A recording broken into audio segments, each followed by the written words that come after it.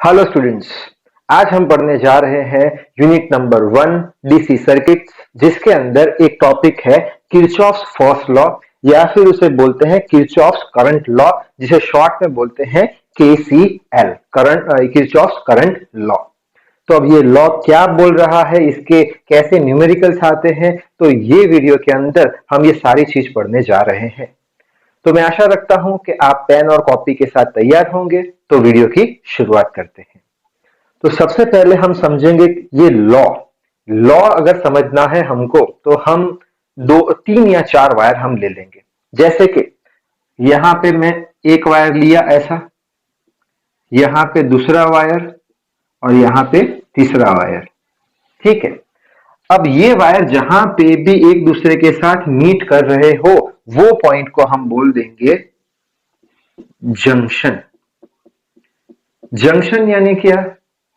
where three or more wires meet with each other, जहां पे तीन या तीन से ज्यादा वायर एक दूसरे के साथ मिल रहे हो उसको हम बोलेंगे जंक्शन। अब सपोज करते हैं कि ये वायर में से 3 एम्पियर का करंट फ्लो हो रहा है, ये वायर में से 2 एम्पियर का करंट फ्लो हो रहा है। तो हमें जानना है कि ये वायर में से कितना करंट फ्लो होगा। तो क्या करना है? कुछ करना नहीं है, एडिशन करना है, क्योंकि ये 3 और 2 एम्पियर ये जंक्शन में जा रहे हैं तो दोनों ऐड हो जाएंगे। सो 3 + 2 कितना यहां पे आ जाएगा? यहां पे 5 एम्पियर करंट फ्लो होगा। ये करंट हमने ढूंढा है, ये करंट पहले हमें मालूम था नहीं। हमने कैसे ढूंढा है? किरचॉफ का फर्स्ट लॉ का यूज करके, या बोल लो किरचॉफ करंट लॉ यूज करके हमने ये करंट फाइंड किया है। तो अब किरचॉफ फर्स्ट लॉ या किरचॉफ करंट लॉ क्या बोलना चाह रहा है ये समझते हैं। तो पहले बोर्ड पे लिख देते हैं। तो ये लॉ ऐसा बोलता है कि एट एनी जंक्शन, कोई भी जंक्शन हो, the sum of current entering the junction is equals to sum of current leaving the junction। अब ये लॉ हम समझने की कोशिश करते हैं कि एट एनी जंक्शन, तो ये रहा एक junction, sum of current entering the junction यानी 3 + 2 sum of current entering the junction is equals to, ये जो सम है वो किसके बराबर होगा?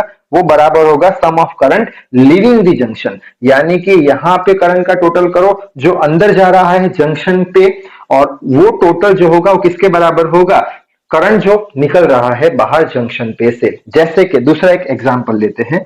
जैसे कि यहां पे एक रेजिस्टेंस है, यहां पे एक और रेजिस्टेंस, दूसरा वायर ले लिया, रेजिस्टेंस है, यहां पे भी एक रेजिस्टेंस है।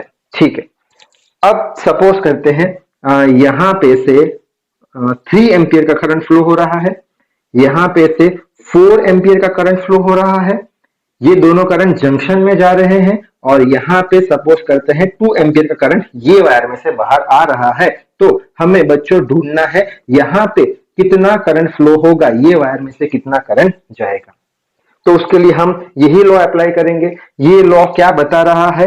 एट एनी जंक्शन, ये रहा जंक्शन वेयर 3 और more wires meet, at any junction sum of current entering the junction, यानी ये जो करंट जंक्शन के अंदर जा रहे हैं 3 और 4, उसको क्या करना है? सम करना है, यानी ऐड करना है।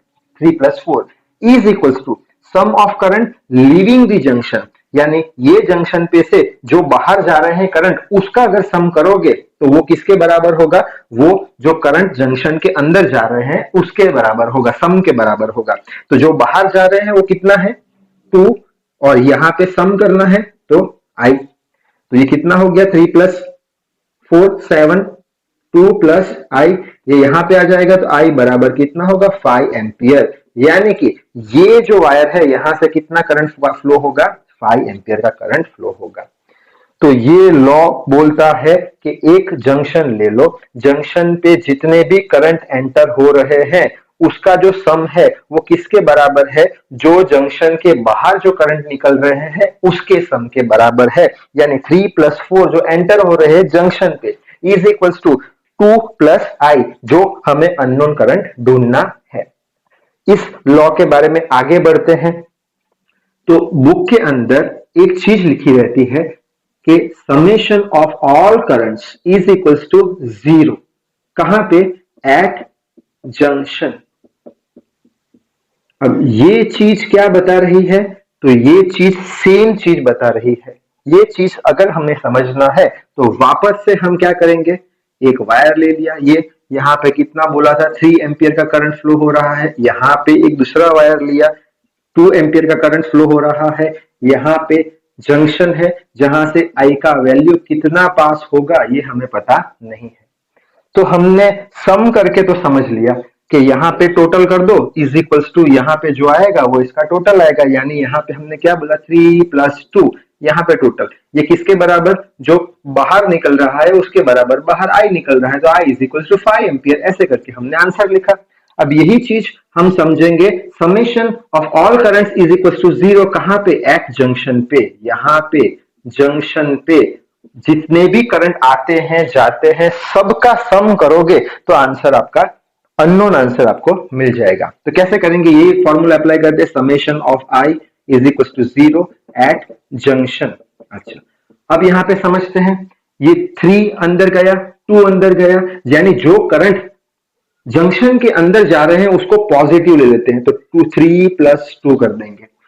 और ये करंट यहां से बाहर निकल रहा है, जो करंट बाहर निकल रहा है उसको हम माइनस कर देंगे, और ये क्या हो गया? Summation of all current at junction हो गया। Summation of all current at junction हो गया। अब आप बोलोगे सर यहाँ पे प्लस क्यों नहीं लिखा? तो इसलिए नहीं लिखा कि ये 2 और 3 जो अंदर जा रहे हैं उसको हमने प्लस कंसीडर किया है, और जो बाहर निकल रहा है उसको हमने माइनस कंसीडर करा है। तो ये समेशन 0 हो गया इसका। तो कितना हो गया? ये हो गया 5 minus I is equal to 0। तो हमको कितना वैल्यू मिला आई का? आई बराबर 5 एम्पियर। ठीक है। या फिर आप ऐसे भी समझ सकते हो कि ये जो करंट अंदर जा रहा है इसको माइनस ले लो, और जो बाहर निकल रहा है उसको प्लस ले लो। कैसे?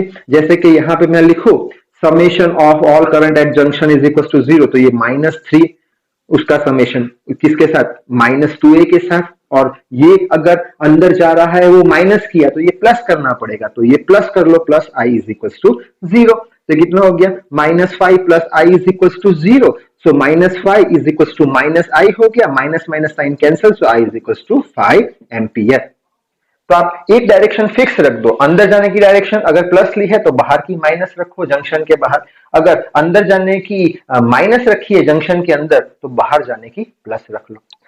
और अच्छे से समझते हैं इसको दूसरे एग्जाम्पल से, यही वाला कि एक वायर लिया, यहाँ पे रेजिस्टेंस, यहाँ पे और रेजिस्टेंस, एक और रेजिस्टेंस, एक और रेजिस्टेंस, ये हमारा हो गया जंक्शन। यहाँ पे कितना करंट फ्लो किया था? 3 एम्पियर का, यहाँ पे कितना? 4 एम्पियर का, तो यहां से कितना निकला? 2 एम्पियर। अब हमको ये ब्रांच में कितना करंट फ्लो होगा ये हमें ढूंढना है। तो कैसे ढूंढेंगे? यही लॉ लगाएंगे, कौन सा? Summation of I at junction is equal to 0, यानी जंक्शन पे जितने भी करंट आ रहे हैं या जा रहे हैं सबका सम लेना है। तो जंक्शन पे जितने करंट आ रहे हैं अंदर जा रहे हैं उसको प्लस ले लेते हैं, तो हम बोलेंगे +4 +3 जो बाहर निकल रहे हैं उसको, -2 बाहर निकल रहे हैं उसको, -i। तो बच्चों ये क्या हो गया? ये हो गया summation of all currents at junction. कितना है लॉ के हिसाब से? 0। तो अब इसको सॉल्व करेंगे तो कितना हो जाएगा? 7 - 2 - i इज इक्वल टू 0। तो ये कितना होगा? 5 - i इज इक्वल टू 0। तो -5 इज इक्वल टू, सॉरी, ये हो जाएगा 5 is equal to I 5 ampere. तो ये ब्रांच में से कितना करंट फ्लो हो रहा है बच्चों? 5 एम्पियर, जो हमने यहाँ पे ऑलरेडी डिस्कस कर दिया है। तो ये सारी कहानी थी किरचॉफ फर्स्ट लॉ या किरचॉफ करंट लॉ। इसमें आपको 2 ही चीज याद रखनी है, कौन सी? पहली तो ये चीज, कौन सी? At any junction sum of all current entering the junction is equal to sum of current leaving the junction. और ये कि ये बात अलग तरीके से आपको याद रखनी है, कौन सी? कि summation of all currents at junction is equal to 0 always. तो इस तरीके से ये केसीएल और ये केसीएल लॉ हमने खत्म किया। नेक्स्ट वीडियो में हम पढ़ेंगे किरचॉफ सेकंड लॉ, जिसको हम किरचॉफ वोल्टेज लॉ भी बोलते हैं, जिसका शॉर्ट फॉर्म है केवीएल। तो यहाँ पे ही करते हैं वीडियो को समाप्त। तो तब तक के लिए read hard, work hard. Thank you very much.